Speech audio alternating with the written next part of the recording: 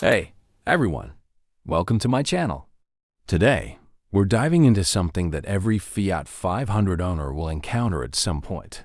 The tire pressure light, also known as the TPMS light.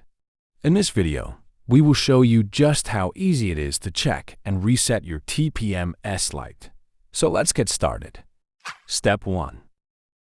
Make sure to adjust the tire pressure recommended on the tire placard.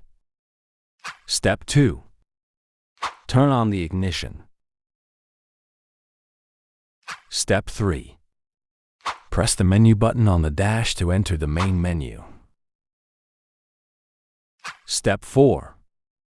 Use the plus or minus button to scroll to the Reset Tires menu and press the menu button to select. Step 5. Use the plus or minus button to scroll to Yes and press the menu button to confirm. Step 6. Select Yes again to confirm, and you're done. And that's it! You've successfully reset the TPMS light on your Fiat 500.